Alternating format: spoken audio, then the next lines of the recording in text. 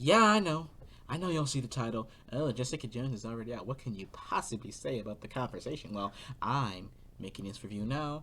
Even if it's late, you will still listen because I am me, you are you, I'm a creator, you are a listener. Now, let's get started. Peeps.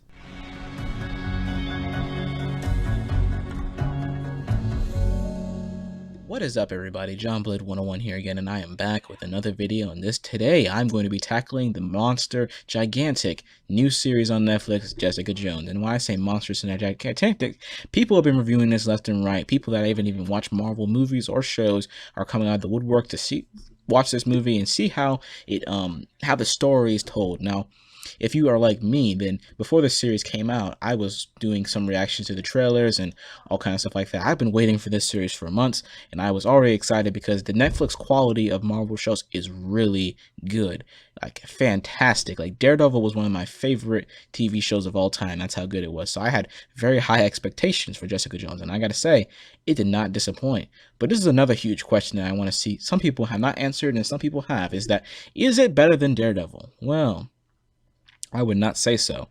Not to say the series is bad, but it is still, I would say Daredevil edges it out just by a little bit. And it's not by anything, because the two different tones of Daredevil and Jessica Jones, Daredevil's tone appeals a little bit more to me. Jessica Jones is more of a story-driven show. Not that Daredevil wasn't, but Daredevil had a mix of a little bit better action in Daredevil. The choreography, the cinematography, everything was really good when it comes to the action sense for Daredevil. Now, Jessica Jones, this is really just all about Jessica Jones. I don't know why I'm getting all this stuff about Daredevil, but yeah, Jessica Jones has fantastic cinematography. I'm gonna just kind of go from a couple episode kind of feeling, not of reviewing each episode individually, but how it the tone is of builds and builds and builds until it bottles up, and at the end it just has this huge explosion of just everything, all the plot points kind of coming to an end in the final episodes. But the way Jessica Jones is shot initially when you first watch a couple episodes is that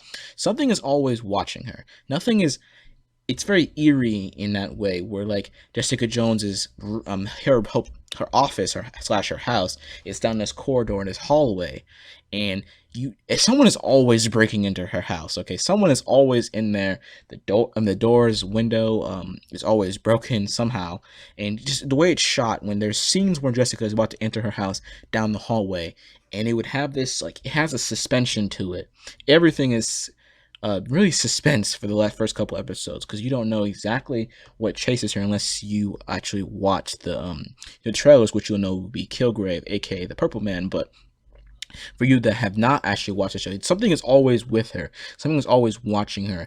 Things will happen. Sometimes but they're really not. There's suspenseful for sometimes for the first couple episodes. There's nothing you really to be afraid of when you watch it for a second go. But when you first watch it, you have a feeling like something's going to happen. At least for the first early episodes, things will actually start happening in those tension filled when the music gets right and everything. Something feels like something is building something. You will not be disappointed in the later episodes, but early on, some things are way more. It's more just building. It's the first couple episodes are just so much build up, and to Kilgrave, the main villain, he in episode 2. In fact, episode 1 had a bunch of build up. Like all the build up I'm talking about really happened in episode 1, but episode 2 was when we first get our first little glimpse at what Kilgrave is like, and he is a jerk. He's a complete psychopath, sociopath. Anything you can use to describe this villain. He's a mind blowing. He could do a complete character study on him, I bet you, when it comes to movies and shows, on how he's written, how he's David Tennant, the guy that plays Kilgrave, and you would know him from Doctor Who. But anyways, he does a fantastic job playing this character. He's fascinating to watch because he has a weird type of morality in how he treats people and how he treats children. Everyone he has a specific way he treats every character. So sometimes he can be completely not. He could be a nice person sometimes. He can be a really mean, awful person, which is one you'll see most of the time in Jessica Jones. But you'll also see he's a complicated character, as he's not just cut and dry this or that. I mean, at some points it is, but sometimes you feel sympathy for him. Sometimes you do. Not in the sense of when he's doing something bad, but when you hear about his backstory, you do it does tug at your heartstrings a little bit. It's really sad. I'm going to because the series has been out for a couple weeks, I'm sure you guys have already seen it, but Kilgrave, when he was young, his parents, he had a degenerative like brain disorder. He would have been brain dead by, I believe, when he was like 12. And his parents tried hard to put all these inhumane experiments on him to try to save his life, but unwittingly and unknowingly, not only did they traumatize him, but they also gave him his powers, which is to mind control others using like a virus like pheromone thing he emits in the air, and people breathing in and they listen to his commands. But yeah, they traumatized Kilgrave, and so he doesn't really know how to be good, if that makes sense. He has a really screwed up morality. Sometimes his morality, not it's very flawed at a lot of times, but sometimes you can see where he's coming from, but not necessarily agree with it, if that makes sense. Just because when I watch it, just because I don't agree with his action doesn't mean I don't understand what he means. But sometimes there are moments where he is completely cruel, completely messed up. Like, it's just, some scenes are pretty brutal, violent, all kinds of like that. He's a terrifying villain. That's why the early moments of build up beginning at this series, they feel warranted, because Jessica's fear of Kilgrave for the first couple episodes is warranted, and you'll see that through flashbacks and all that kind of stuff like that. Now, I want to go into Jessica's character herself, because Krysten Ritter, I believe that's her name, who plays Jessica Jones, does a phenomenal job playing this damaged woman. She is a damaged woman. Kilgrave has like violated her in every imaginable way. He has raped her. He has violated her friendships with her friends, completely ostracized her from her friends, all kinds of stuff like that because of his mind control powers. And you feel for her because her character, the way Krysten Ritter acts as Jessica Jones, she does a fantastic job of making me believe that this woman is really damaged, and I feel bad for her because she's drinking all the time. And like I pointed out in some other videos, yes, drinking is a huge part of Jessica Jones. She's at bars a lot. She has a lot of booze in her house. She drinks compulsively because of what Kilgrave did to her, and she just can't stop doing it. And it's never, and spoilers guys, she never quite gets over that in this series. Even though you think at the end she's going to finally realize she wants to be a hero and help people, it doesn't end like that, but I'll get to that later on in the video. But Jessica does, Krysten Ritter does a fantastic job as Jessica, and it's just great seeing a fantastic female character now in comic books and Marvel, because not only do we have Scarlett Johansson playing Black Widow, but we also have Krysten Ritter as Jessica Jones, who in my opinion is my favorite female character in the Marvel Cinematic Universe, because she's played really well. She hits a sympathy tone. She does all of these great things, and I can't help but love her because her wit, her sarcasm, it's all part of her character, and I think it does a fantastic job of showing a damaged woman who does have, not always damage, but sometimes you can really it's always cracks in her. Sometimes some things will be smoothed out, but sometimes will just be cracks, and she's almost insane at some points. Like, for example, I believe on episode 7, she has kind of like a psychotic break a little bit. Not a psychotic break necessarily, but kind of loses her mind a little bit because her one of her neighbors, Kilgrave, went to her house, and the neighbor came in, came in, and he kind of just, he killed him. He left his dead, slit up body in Jessica's bed. She was trying to go to sleep, and she just turned, and he was right there. Like, traumatizing events here. And she had a ridiculous plan where she wanted to go to a supermax prison to expose Kilgrave, because the lengths that Kilgrave and Jessica would do to get to each other is astounding, and it's very fascinating to see their relationship, because it is very, no way am I saying that their relationship is okay, because it's not, but it is fascinating to watch from a storytelling's perspective. Now, one other thing I want to get into is the side characters, and not maybe the supporting characters, or the main characters, not just Jessica and Kilgrave. They actually have a number of them, like Luke Cage, Trish Walker, aka Patsy Walker. And she actually makes an appearance in the MCU. Or you may know Patsy Walker as the superhero called Hellcat, but I digress. She is a fantastic character. Trish, she's known as Trish, and she helps Jessica. She's her best friend, and she was kind of ostracized from her too, because when Kilgrave had control of Jessica, he had her pretending everything was alright and never actually went to go see her and all this kind of stuff like that. So everything she was left out, and now Jessica came to her for help because of a case she got at the very beginning, where the overarching plot is, and I kind of skipped over that, but the overarching plot is that this is this woman, a early college girl named Hope Schlottman, who in the first episode is kidnapped by Kilgrave, and he makes sure that she knows it because he actually visited her parents at the precinct that were looking for their daughter, and he told her to look for Jessica. He plotted this whole event. And so when Jessica actually eventually finds Hope, and she's getting ready to leave to go back to her home, and then Jessica's going to leave too. She's going to leave New York because she's afraid of Kilgrave. And then Hope shoots her parents in a very twisted scene. I did not expect that at all. Okay, they were in the elevator. Hope was standing in there with her parents, and Jessica's walking in with her bags, going to the elevator. Hope looks at Jessica, reaches in her bag, grabs a gun, and proceeds, we don't see it on camera, but proceeds when the elevator closes, she proceeds to shoot her parents numerous times. When Jessica gets down the stairs, she's still clicking the gun. Like, scenes like that are sad, and it messed with me a little bit. I was not expecting that level of like shock in the first episode, but it kept me intrigued. It intrigued me for the entire season because Hope's character is a very interesting one, and it is one that ties into Jessica specifically because of how Hope is like almost like the perfect world that was going somewhere, and her life was completely ruined and taken away from her by Kilgrave. And that played into Jessica because she felt like Jessica was also kind of innocent, maybe not on the same level as Hope, but was still innocent to the point to where her life was also ruined by Kilgrave, and she's still feeling the cracks from it now. So now the overarching thing is she's trying to catch Kilgrave, get enough evidence to get Hope out of prison, and put Kilgrave away forever. So this is the overarching plan, and it leads into a bunch of different stuff. And one thing I really want to talk about here is the MCU tie-ins. Now, it's a lot more. There's a lot more of it in here than Daredevil was. Daredevil, it was off. I mean, yeah, the whole plot of Daredevil was centered around the Avengers and the incident, they call it, where the Avengers saved New York from the Chitauri. But it is in a way where in Jessica Jones, it is they go a little bit farther by saying like that green guy, the big green guy, aka talking about the Hulk.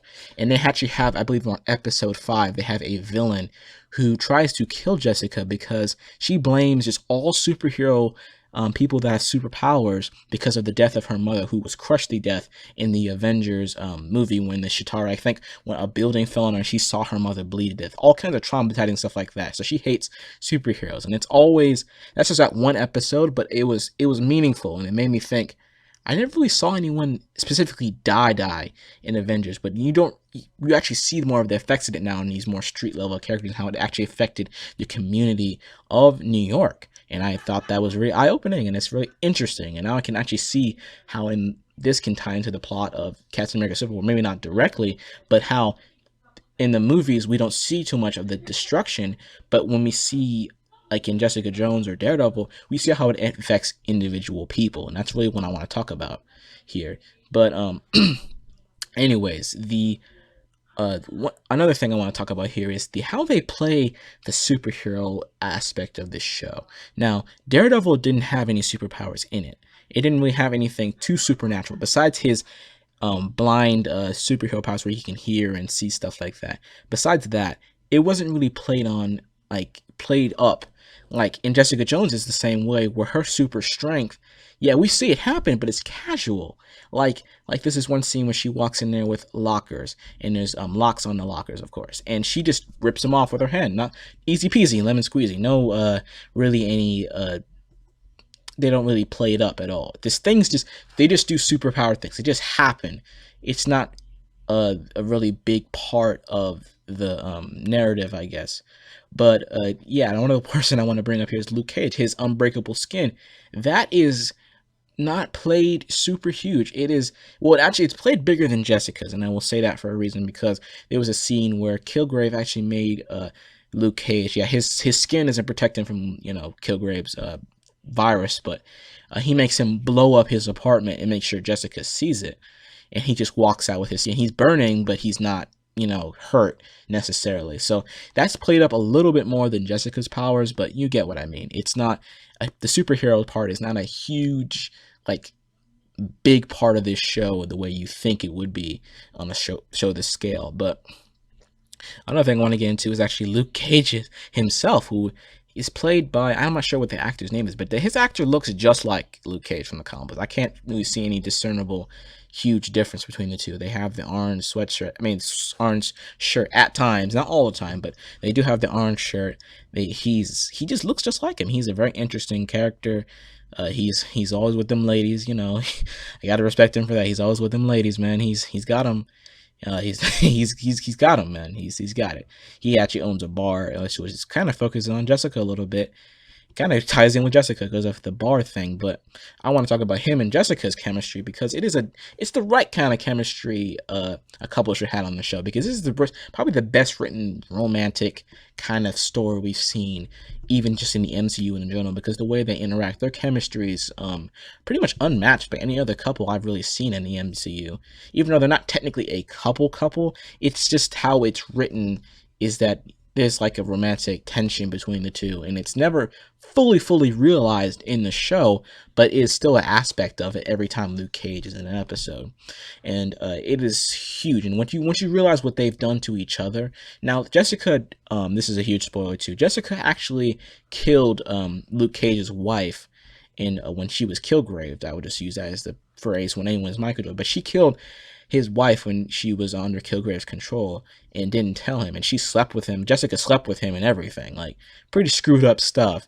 And he leaves for a couple episodes, but he comes back when I believe when he's Kilgraved, and Jessica to try to stop him from, because Kilgrave Kilgraved, but yeah, Kilgraved Luke Cage and had him try to kill Jessica, and Jessica shot him in the head with a shotgun. All kinds of stuff they've done to each other. They kind of make each other not want to be together, but they still want to be anyway, if that makes sense. Now, the ending of the show, which is probably one of the better episodes, come around, I would say, around 7, 8, 9, 10, 11, 12, 13. Those are probably my favorite episodes of this series, because it really gets into the Kilgrave Jessica villain hero dynamic, where it's really expertly written. There's an episode 8 where they're just Kilgrave buys Jessica's old house and then remodels it just like she was there. Really creepy stuff. And then when their dialogue, when they interchange with each other, is fascinating to watch. It's two semi-crazy. No, Kilgrave is straight up crazy. A crazy person trying to get a person that's a damaged person to be on their side. That is a very interesting, not trope, but interesting plot point to kind of exercise in your show. And it, all the way up until the final episode, is just a constant hammering of, not hammering, but like constant back and forth between the two, and it's fascinating to watch. Sometimes it's really funny, and sometimes you just see how Kilgrave is. What he played semantics when Jessica May said, "You made me kill," and that's the woman. He said, "Well, technically, I didn't ask you to kill Reva. I told you to take care of her, not kill her. You chose to punch her." Like stuff like that, which makes you kind of like, well, yeah, you still told her to kill her, but you didn't say the exact word to kill her. Stuff like that, which is very interesting and fun to watch. Now, the final part of the episode, the only thing I felt weird though was in the final episode. And spoilers, this is the biggest, probably one of the biggest ones. Jessica kills Kilgrave. She kills him, but it's very underplayed. Like, he kills her, but the real shocker, the real powerful moment, what came right before it, when she told her best friend Trish, because they were stepsisters, but because Trish took in Jessica after her parents died. But I digress. She told her she loved her, and that's one thing I didn't really think about until I watched it over with my friend today, is how powerful those words really are in the context of Jessica's character in the entire series, because of how all her life she's been sleeping with a bunch of guys, been drunk, whatever. You wouldn't think that she would love anyone, but when she said it and she meant it. And that was one of the most, that took me by surprise. And in Kilgrave's death, it felt a little undermined because of how his character was, but it still felt good. I'm not even sure that's like a real, like, powerful criticism I have, but it is something that I really enjoyed watching, something I expected, but not necessarily like wanted. If you mean like, because this hero dynamic is so great,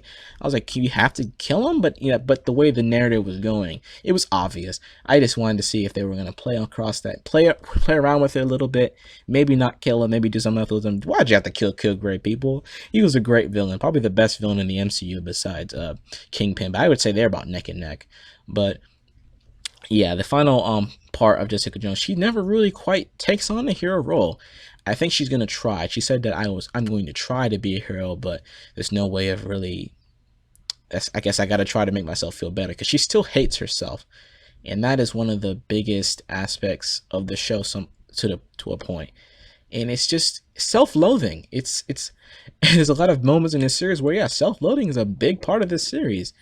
I forgot to mention one of her lawyer friends, Jerry Hogarth. She's a horrible person.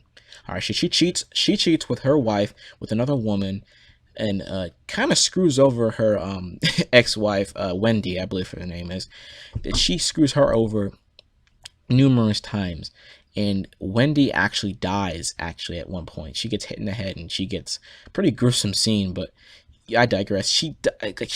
Jerry Hogarth, she does kind of horrible things throughout the series, and she doesn't really go, she never really gets answers for her stuff until like the very end, or everything she's done to hurt others or to deceive others gets thrown in her face. But near the end, you can kind of feel that she's still going to try to be better. Like, Jessica is going to try to be better. Everyone's going to try to be better. Luke Cage is going to try to be better. Trish is going to be better. Everyone at the end, even though it's not happy-go-lucky, it still has a meaning of, I'm going to be better than I am right now. And that's what I really love about this series. It's fantastic in that regard. That ending, at first I felt like it was too melodramatic, but then when I really thought about it, when I rewatched it, it feels a lot better when you, under the context, I'm going to be better than I am. I may not be very good right now, but I'm curious right now to see how everyone is going to be better later on. And if that's what they're going, season 2, hopefully there's a season 2. Spam Netflix, people, make sure there's a season 2. But if there's a season 2 and it's like what they are, where everyone's trying to better themselves and try to make up for their self-loathing and their characters, then I have 100% confidence this series, season 2 is going to be better than season 1. All right. So I think that's pretty much all I have to say about Jessica Jones, people. Supergirl, take notes.